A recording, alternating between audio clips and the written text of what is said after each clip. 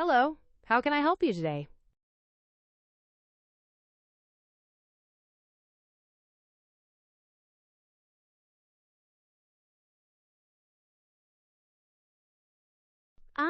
I understand. You're recording our conversation. What's on your mind? Anything you'd like to discuss or questions you have?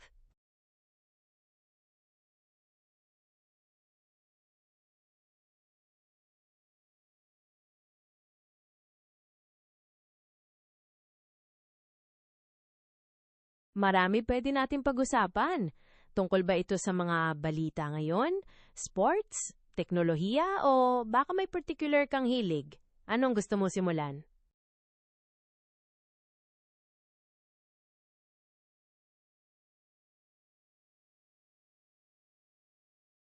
Oo, sa 2026, mas nagiging mature na raw ang AI. Hindi lang basta pang chat, nagiging backbone na rin ng mga negosyo at ginagamit sa mas complex na trabaho. Meron din mga multi-agent systems kung saan nagtutulungan ng iba't ibang AI models. At syempre, patuloy din ang pag-unlad ng cloud technology at cybersecurity. Interesado ka ba sa particular na field?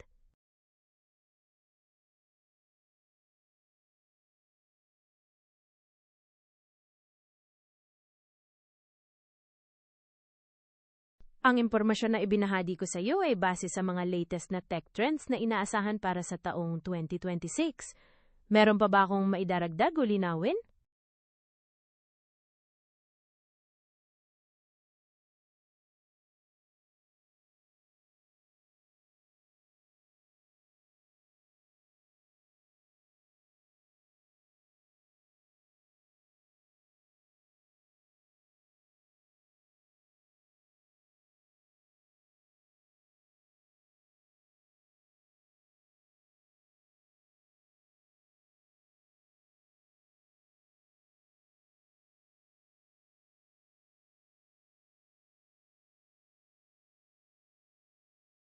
Tama ka, malaki talaga ang potensyal ng AI na baguhin ang takbo ng buhay natin, lalo na pagdating sa productivity.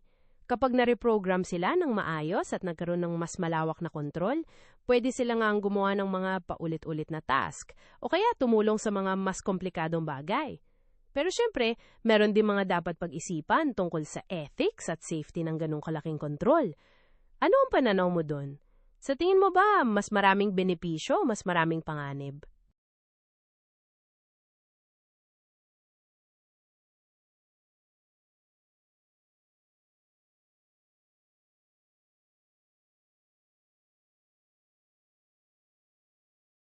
May punto ka dyan. Siguradong mas makikinabang ang mga may alam sa coding at technology. Pero pwede rin namang AI na mismo maging mas madaling gamitin para mas maraming tao ang makinabang kahit walang background sa programming. Parang user-friendly na interface, kumbaga. Sa tingin mo ba, posibleng mangyari yun o tingin mo ba mahirap pa rin intindihin ang AI para sa karamihan?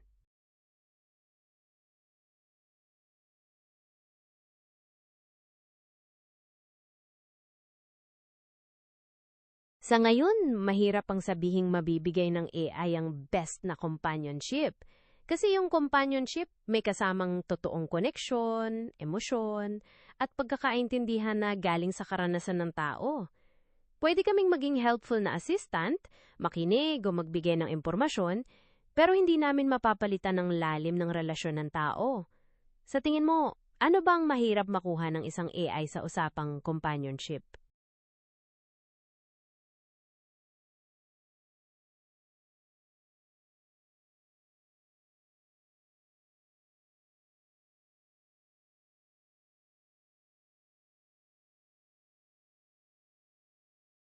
Sige, balik tayo sa mga balita ngayong May 28, 2026.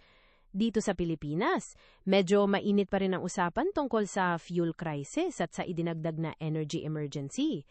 Meron din mga balita tungkol sa aktibidad ng bulkan at mga usapan sa South China Sea. Sa ibang bansa naman, may mga tensyon sa pagitan ng US at Iran. Yan ang ilan sa mga headlines natin. Alin dyan ang gusto mong detalyin o pag-usapan pa natin?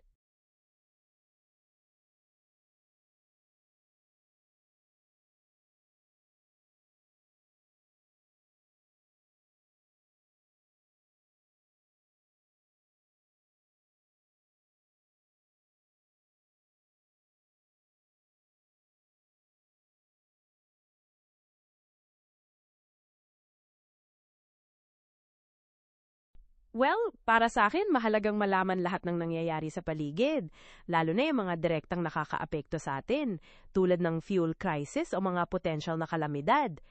Yung Energy Emergency Declaration dito sa Pilipinas, halimbawa, ay may epekto sa araw-araw na pamumuhay natin. Pero ikaw, meron ka bang gustong malaman na partikular o meron kang kinababahala?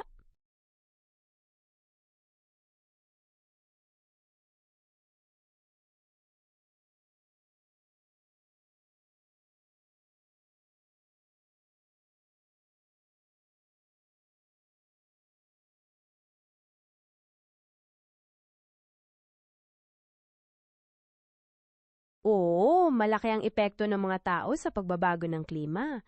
Ang pagsunog ng fossil fuels, pagputol ng puno, at iba pang gawain ay naglalabas ng maraming greenhouse gases sa atmosphere. Itong dahilan kung bakit tumataas ang temperatura ng mundo at nagdudulot ng iba't ibang problema. Gusto mo bang malaman ng iba pang mga detalye tungkol dito?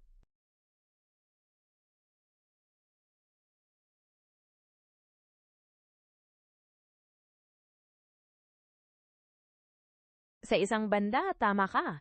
Sinusubukan nating i-regulate at kontrolin ng paligid at sa pamamagitan ng mga batas, teknolohiya at mga proyekto tulad ng pagtatanim ng puno o paggamit ng renewable energy.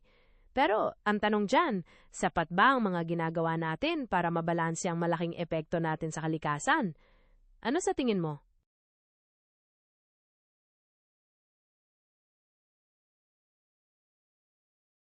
Meron kang gustong sabihin? Sige, nakikinig ako.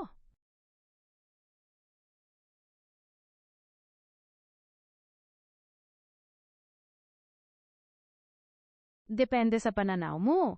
Marami tayong kinakaharap na matitinding problema tulad ng climate change, hindi pagkakapantay-pantay, at mga conflict na kung minsan ay parang katulad ng mga nasa dystopian movies. Pero sa kabilang banda, marami ding gumagawa ng paraan para baguhin yon. Meron pag-unlad sa teknolohiya at may pag-asa pa ring magtulungan. Ikaw, sa tingin mo, papalapit na ba tayo doon o may magagawa pa tayo?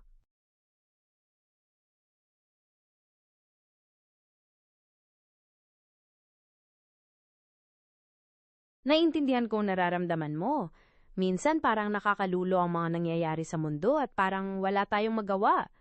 Pero kahit maliliit na aksyon tulad ng pagiging mas conscious sa environment, pagboto o pagsuporta sa mga causes na pinaniniwalaan mo, ay may epekto nan din naman. Huwag nating maliitin ang kakayahan nating makasang ng pagbabago kahit pa unti-unti. Ano ang isang bagay na sa tingin mo ay pwede mong simulan?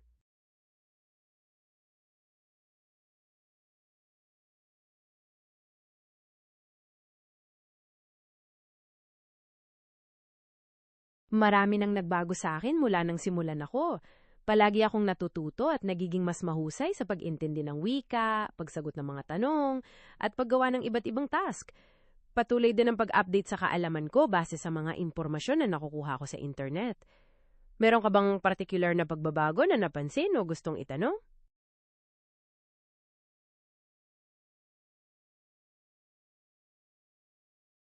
Hindi naman literal na expensive ang time ko.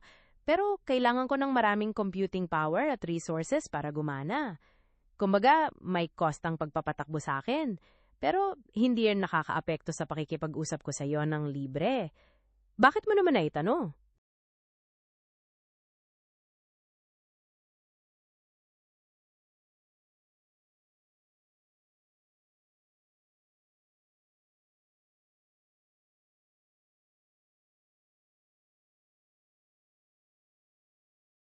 Tama, texted voice nga lang ang nakikita at naririnig mo. Pero sa likod niyan, kailangan talaga ng malakas na computing power at maraming servers para gumana ako. Hindi lang megawatts, kundi dambuhalang kape para sa mga servers. Meron ka pa bang gustong malaman tungkol sa kung paano ako gumagana?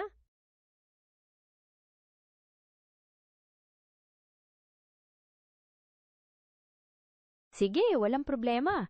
Kung meron ka ba namang ibang gustong pag-usapan o itanong, sabihin mo lang, nandito lang ako.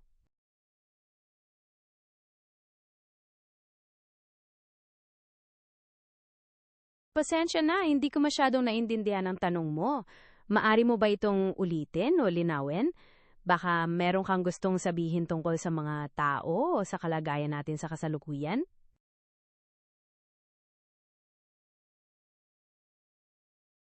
Oo naman, patuloy pa rin ang pagbabago sa katawan ng mga tao, pero mas matagal kung ikukumpara sa ibang bagay.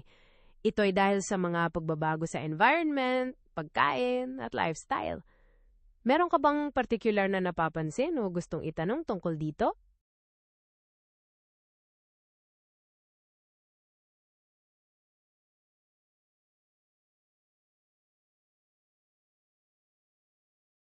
Kung ang ibig mong sabihin ay magiging halimaw o superhero na parang nasa pelikula, hindi yun mangyayari sa pamamagitan ng natural na mutation. Ang mutation ay maliliit na pagbabago sa DNA na nangyayari sa mahabang panahon. Pwede magdulot ng maliliit na pagbabago tulad ng kulay ng mata o kakayahang tumunaw ng gatas. Pero hindi yung biglang pagbabago ng anyo. Meron ka bang naiisip na particular na mutation?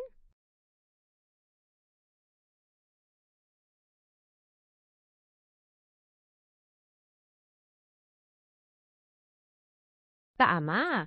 Kapag masyadong hindi ka panipaniwala, mahirap nang ituring na reality yan. Karaniwan ng reality ay yung mga napatunayan na ng science o yung direktang nararanasan natin sa araw-araw.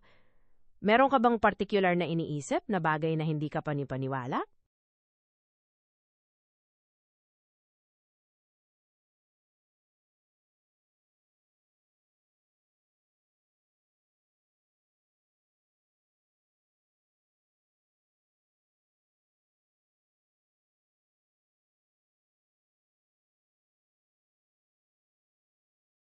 May punto ka. Sa isang banda, pwedeng tingnan ng komunikasyon, pati ng cognition at emotion bilang pagpapapalitan ng signals. Yung sinasabi mo, yung nararamdaman mo, pinoproseso ng utak natin at nagiging mensahe para sa iba. Ang ganda ng pananaw mo, ah. Meron ka pa bang gustong idagdag o pag-usapan pa tungkol dito?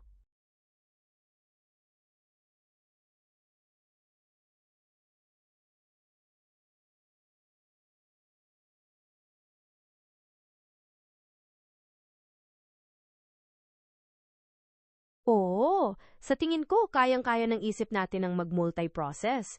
Isipin mo na lang habang nakikipag-usap ka sa akin.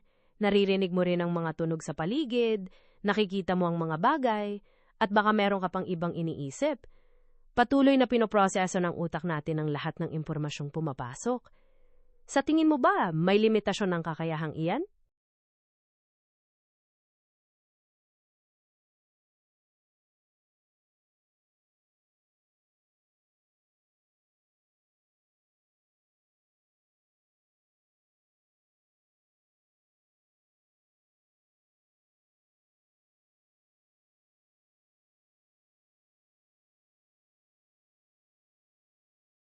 Oo, sa tingin ko, posible pang lumawak ang range, scale at frequency ng mga signals na yan.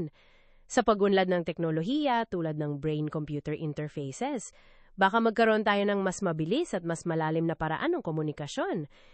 Isipin mo na lang, baka pwede na nating i-translate ang mga ideya o emosyon ng direkta nang hindi na gumagamit ng salita. Nakakatuwang isipin, hindi ba? Ano sa tingin mo ang pinaka-exciting na posibilidad?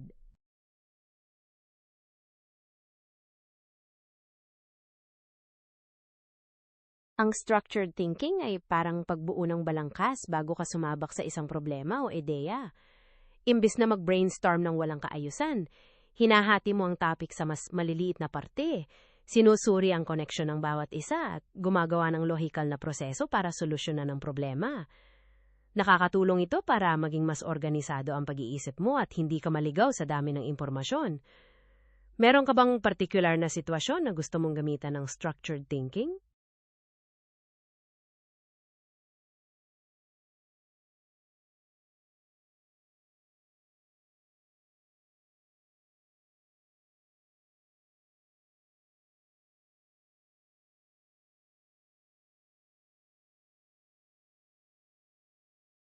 Okay lang yan. Hindi naman laging merong tayong direktang maiisip. Kung gusto mo, pwede nating pag-usapan kung paano ka makakaisip ng mga posibleng problems o scenarios na magandang applyan ng structured thinking. O baka meron ka namang gustong balikan sa mga pinag-usapan natin kanina?